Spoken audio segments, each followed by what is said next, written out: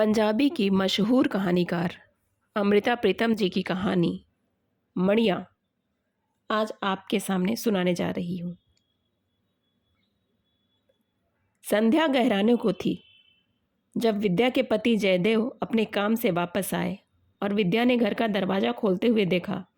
उनके साथ एक अजीब सा दिखता आदमी था, बहुत मैला सा बदन और गले में एक लंबा सा कुर्ता पहने हुए। विद्या ने कुछ पूछा नहीं। जयदेव हल्का सा मुस्कुरा दिए, फिर विद्या से नहीं उस आदमी से कहने लगे, यह बीबी जी हैं, बहुत अच्छी हैं, तुम मन लगाकर काम करोगे तो बहुत खुश होंगी। घर के भीतर आते हुए जयदेव ने बरामदे में पड़ी हुई एक चटाई की ओर देखा और उस आदमी से कहने लगे, तुम बैठो यहाँ पर, फिर हाथ पैर धो लेना। और घर के बड़े कमरे की ओर जाते हुए विद्या से कहने लगे, तुम चाहती थी कि काम के लिए कोई ऐसा आदमी मिले जो खाना पकाना भले ही न जानता हो मगर ईमानदार हो। विद्या ने कुछ घबराई सी पूछा, इसे कहाँ से पकड़ लाए हो? आहिस्ता बोलो, जयदेव ने कमरे के दीवान पर बैठते हुए कहा और पूछा, मनु कहाँ है? खेलने गया है, अभी आता होगा। लेकिन यह आदमी जब जयदेव कहने लगे, मनु से एक बात कहनी है। यह बहुत सीधा आदमी है लेकिन डरा हुआ है, खासकर बच्चों से डरा हुआ है। एक मेरे दफ्तर के शर्मा जी हैं, उनके पास था। वे इसकी मेहनत की और ईमानदारी की तारीफ़ करते हैं, लेकिन उनके बच्चे उनके वश की बात नहीं है। उनके 5 बच्चे हैं, एकदम से शरारती। इसका कद जरा लंबा है, वे इसे शुतुरमुर्ग कहकर परेशान करते थे। उनकी शर्मा जी की पत्नी भी तेज़ मिजाज की हैं। यह कितनी बार उनके घर से भाग जाता था, लेकिन कहीं ठिकाना नहीं था। वे फिर से पकड़कर इसे ले जाते थे। लेकिन यह कुछ सीख भी पाएगा? ऊपर का काम तो करेगा, घर की सफाई करेगा, बर्तन करेगा। सिर्फ मनु को अच्छी तरह समझा देना कि वह इससे बदसलूकी न करे, फिर देखेंगे। अब एक प्याला चाय दे दो, उसको भी चाय पूछ लेना। विद्या कमरे से लौटने को हुई, फिर भीतर के छोटे कमरे में जाकर एक कमीज़ पजामा निकाल लाई और हाथ में साबुन का एक टुकड़ा और एक पुराना सा तौलिया लेकर बाहर चटाई पर बैठे हुए उस आदमी से पूछने लगी, तुम्हारा नाम क्या है? उसने जवाब नहीं दिया और विद्या कुछ खामोश रहकर कहने लगी, देखो, आंगन में उस दीवार के पीछे एक नल है, वहाँ जाकर नहा लो अच्छी तरह साबुन से और यह कपड़े पहन लो। वह आदमी सिर झुकाए बैठा था। उसने एक बार डरी डरी सी आंखों से ऊपर को देखा, पर उठा नहीं, न विद्या के हाथ से कपड़े लिए। इतने में जयदेव उठकर आए और बोले, मणिया उठो, जैसे बीबी जी कह रही हैं, यह कपड़े ले लो और वहाँ जाकर नहा लो। पास से विद्या मुस्कुरा दी, तुम्हारा नाम तो बहुत अच्छा है मणिया। मणिया ने आहिस्ता से उठकर विद्या के हाथ से कपड़े भी ले लिए, साबुन और तौलिया भी, और जहाँ उन लोगों ने संकेत किया था वहाँ आंगन में बनी एक छोटी सी दीवार की ओर चल दिया। विद्या ने रसोई में जाकर चाय बनाई। मणिया के लिए एक गिलास चाय वहाँ रसोई में ही रख दी और बाकी चाय 2 प्यालों में डालकर बड़े कमरे में चली गई। और फिर जब मणिया नहाकर कमीज पजामा पहनकर रसोई की तरफ आया तो विद्या ने उसे चाय का गिलास देते हुए एक नज़र हैरानी से उसकी ओर देखा और हल्के से मुस्कुराती हुई बड़े कमरे में जाकर जयदेव से कहने लगी, जरा देखो तो उसे, आप पहचान नहीं सकेंगे। वह अच्छी खासी शक्ल का है और भरी जवानी में है। मैं समझी थी बड़ी उम्र का है। और कुछ ही दिनों में विद्या इत्मीनान से अपने पति से कहने लगी, एकदम कहना मानता है, कुछ बोलता नहीं, लेकिन दिन भर घर की सफाई में लगा रहता है। मनु से थोड़ी थोड़ी बात करने लगा है। वह इसे अपनी किताबों से तस्वीरें दिखाता है तो यह खुश हो उठता है। लेकिन एक बात समझ में नहीं आती, अकेले में बैठता है तो अपने से कुछ बोलता रहता है, लगता है थोड़ा सा पागल है। घर की दीवार से सटा हुआ एक नीम का पेड़ था। वह मणिया जब भी खाली होता उस पेड़ के नीचे बैठा रहता। उस वक्त अगर कोई पास से गुजरे तो देख सकता था कि वह अकेला बैठा आहिस्ता आहिस्ता कुछ इस तरह बोलता था जैसे किसी से बात कर रहा हो, और वह भी कुछ गुस्से में। विद्या को उसका यह रहस्य पकड़ में नहीं आता था और एक दिन पेड़ के मोटे से तने की ओट में खड़े होकर विद्या ने सुना। वह मणियाँ एक दुख और गुस्से में जाने किससे कह रहा था। सब काम खुद करती हैं, साग सब्जी कैसे पकाना है मुझे कुछ नहीं सिखाती, आटा भी नहीं मलने देती। विद्या से रहा नहीं गया, वह जोर से हंसती और पेड़ की ओट से बाहर आकर कहने लगी, मणियाँ तुम खाना पकाना सीखोगे? आओ मेरे साथ। तूने मुझसे क्यों नहीं कहा? यह मेरी शिकायत किससे कर रहा था? मणियाँ शर्मिंदा सा नीम से झड़ती हुई पत्तियां बुहारने लगा। मणियाँ अब साग सब्जी भी काटने पकाने लगा था और बाजार से खरीद कर भी लाने लगा था। एक दिन बाजार से भिंडी लानी थी। मणियाँ बाजार गया तो करीब 1 घंटा लौटा नहीं। आया तो उसके हाथ के थैले में बहुत छोटी छोटी और ताज़ी भिंडियाँ थीं, लेकिन उसका सांस ऐसे फूल रहा था जैसे कहीं से भागता हुआ आया हो। आते ही कहने लगा, कितनी अच्छी भिंडी लाया हूँ, पास वाले बाजार से नहीं, उस दूसरे बड़े बाजार से लाया हूँ। विद्या ने भिंडी को धोकर छलनी में डाल दिया पानी सुखाने के लिए और कहने लगी, भिंडी तो बढ़िया है, क्या इस बाजार में नहीं थी? मणियाँ कहने लगा, इस बाजार में जहाँ आप लोग सब्जी लेते हैं वह आदमी बहुत खराब है। उसके पास पकी हुई और बासी भिंडी थी। वह कहता था मैं वहीं से ले जाऊं और साथ मुझे जहर भी दे देता था। जहर? विद्या चौंक गई और मणियाँ की ओर ऐसे देखने लगी जैसे वह आज बिल्कुल पगला गया हो। पूछा, वह तुम्हें जहर क्यों देने लगा? मणियाँ जल्दी से बोल उठा, इसलिए कि मैं उसकी सड़ी हुई भिंडी खरीद लूँ।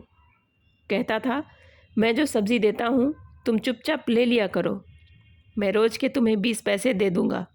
इस तरह के पैसे जहर होते हैं। विद्या मणियाँ की ओर देखती रह गई, फिर हल्के से मुस्कुराकर पूछने लगी, यह तुम्हें किसने बताया था कि इस तरह के पैसे जहर होते हैं? मणियाँ आज बहुत खुश था। बताने लगा, माँ ने कहा था जब मैं छोटा था किसी ने मुझे किसी दूसरे के बाग से आम तोड़कर लाने को कहा था और मैं तोड़ लाया था। उस आदमी ने मुझे 50 पैसे दिए थे और जब मैंने माँ को दिए तो कहने लगी, यह जहर तू नहीं खाएगा, जाओ उस आदमी के पैसे उसी को दे के आओ और फिर से किसी के कहने पर तू चोरी नहीं करेगा। और विद्या चुपचाप उसकी ओर देखती रह गई थी। उस दिन उसने मणियाँ से पूछा, अब तुम्हारी माँ कहाँ है? तुम उसे गांव में छोड़कर शहर में क्यों आए हो? मणियाँ माँ के नाम से बहुत देर तक चुप रह गया, फिर कहने लगा, माँ नहीं है, मर गई। मेरा गांव में कोई नहीं है। दिन गुजरते गए और विद्या को लगने लगा जैसे मणियाँ को अब इस घर से मोह हो आया है, खासकर मनु से, जो उसे पास बिठाकर कई बार कहानियाँ सुनाता है। और एक दिन जब मनु ने किसी बात की जिद में आकर रोटी नहीं खाई थी तो विद्या ने देखा कि मणियाँ ने भी रोटी नहीं खाई थी। एक शाम विद्या ने अपनी अलमारी खोलकर हरे रेशम का एक सूट निकाला जो उसे कल सुबह कहीं जाने के लिए पहनना था। देखा कि कमीज़ पर कितनी ही सलवटें थीं। उसने मणियाँ को कहा, जाओ अभी यह कमीज़ प्रेस करवा के ले आओ, बिंदिया से कहना अभी चाहिए। मणियाँ गया पर उल्टे पांव लौट आया और कमीज़ पलंग पर रख दी। विद्या ने पूछा, क्या हुआ, बिंदिया ने कमीज़ प्रेस नहीं की? वह नहीं करती, मणियाँ ने इतना सा कहा और रसोई में जाकर बर्तन मलने लगा। विद्या ने फिर आवाज़ दी, मणियाँ क्या हुआ, वह क्यों नहीं करती? जाओ उसे बुला कर लाओ। मणियाँ उसी तरह बर्तन मलता रहा, गया नहीं। तो विद्या ने फिर से कहा। जवाब में मणियाँ कहने लगा, साहब आते ही होंगे, अभी मुझे आटा मलना है, अभी दाल भी नहीं पकी है, अभी चावल बिनने हैं और मनु साहब ने कुछ मीठा पकाने को कहा था अभी। विद्या हैरान थी कि आज मणियाँ को क्या हो गया। उसने आज तक किसी काम में आनाकानी नहीं की थी और विद्या ने कुछ ऊंची आवाज़ में कहा, मैं देख लेती हूँ रसोई में, तुम जाओ बिंदिया को अभी बुला कर लाओ। मणियाँ बर्तन वही छोड़कर गया, लेकिन उल्टे पांव लौट आया।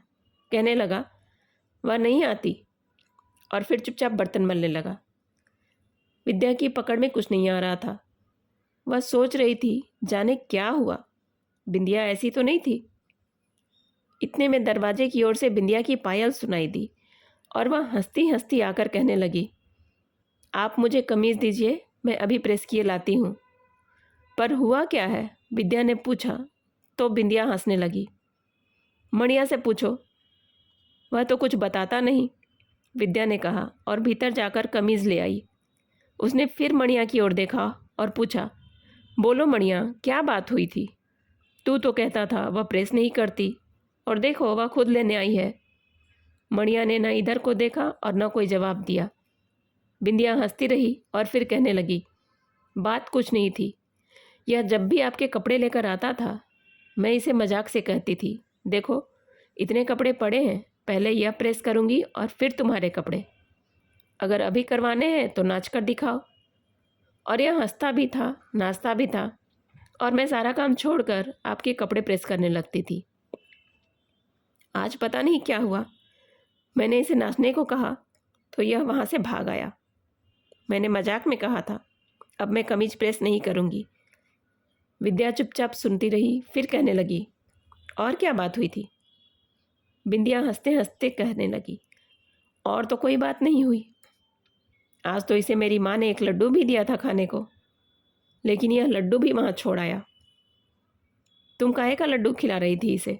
विद्या ने मुस्कुराकर पूछा तो बिंदिया कुछ सकुचाती सी कहने लगी, मेरी सगाई हुई है, माँ ने इसे वही लड्डू दिया था।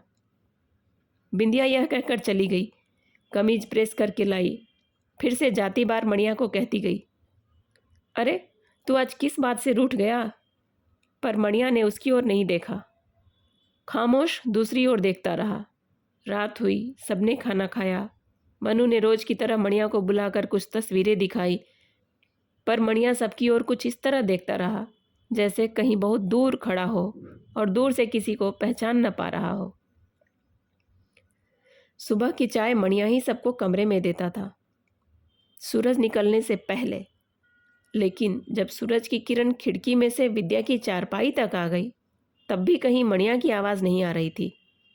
विद्या जल्दी से उठी, रसोई घर में गई, पर मणिया वहाँ नहीं था। जयदेव भी उठे, देखा, कुछ परेशान हुए, पर विद्या ने कहा, आप घबराइए नहीं, मैं बाहर नीम के पेड़ तले देखती हूँ, वहाँ जरूर होगा। मणिया सचमुच वहीं था, अपने में खोया सा, कहीं अपने से बाहर, बहुत दूर, और कांपते से होठों से बोले जा रहा था, जाओ, तुम भी जाओ, तुम भी अलसी हो, तुम वही हो, अलसी, जाओ जाओ। विद्या ने मणिया के करीब जाकर उसके कंधे पर हाथ रख दिया और आहिस्ता से कुछ इस तरह बोली जैसे नीम के पेड़ से नीम की पत्तियां झड़ रही हों। अलसी कौन थी? वह कहाँ चली गई? मणिया की आंखें कुछ इतनी दूर देख रही थीं कि पास कौन खड़ा था उसे पता नहीं चल रहा था। पर एक आवाज़ थी जो फिर से उसके कानों में टकराती रही। कौन थी अलसी? मणिया अपने में खोया सा बोलने लगा, वह मेरे साथ खेलती थी, हम दोनों जंगल में खेलते थे। कहती थी नदी के पार जाओ और उस पार की बेरी के बेर तोड़ कर लाओ। मैं नदी में तैर कर जाता था और दूसरे किनारे पर से बेर लाता था। वह कहाँ चली गई? विद्या की आवाज़ हवा के झोंके की तरह उसके कानों में पड़ी। अलसी का ब्याह हो गया, वह चली गई। विद्या ने मणिया के कंधे को झकझोरा, कहा, चलो उठो। मणिया ने एक बार विद्या की ओर देखा, पर कहा कुछ नहीं। उसी तरह मैदान देखने लगा। विद्या ने फिर एक बार पूछा, अलसी ने जाते समय तुम्हें कुछ नहीं कहा था? मणिया अपने बदन पर झड़ती नीम की पत्तियों को मुट्ठी में भरता हुआ कहने लगा, आई थी ब्याह के लड्डू देने के लिए। और मणिया मुट्ठी खोलकर नीम की पत्तियों को जमीन पर बिखेरता कहने लगा, मुझे लड्डू खिलाती है। विद्या ने उसके सिर पर से नीम की पत्तियां झाड़ते हुए कुछ जोर से कहा, अब उठो, चलो चाय बनाओ। मणिया एक फर्मा बरदार की तरह उठ खड़ा हुआ और घर में आकर चाय बनाने लगा। वह छुट्टी का दिन था। विद्या को और जयदेव को आज कहीं जाना था, इसलिए चाय पीकर मनु को घर में छोड़कर चले गए। दोपहर ढलने लगी थी। जब वे दोनों वापस आए तो घर में मनु था, पर मणिया नहीं था। मनु ने बताया उसे खिलाया था, फिर कहीं चला गया और अभी तक आया नहीं है। जयदेव उसकी तलाश में घर से निकलने लगे तो विद्या ने कहा, वह आपको नहीं मिलेगा। वह आज दूसरी बार अपना गांव छोड़कर चला गया है। जयदेव ने विद्या की ओर देखा, पूछा, पर क्यों? विद्या कुछ देर खामोश रही, फिर कहने लगी, अब एक और अलसी का ब्याह होने वाला है। अमृता प्रीतम जी की यह कहानी आपको कैसी लगी? कमेंट करके ज़रूर बताइएगा।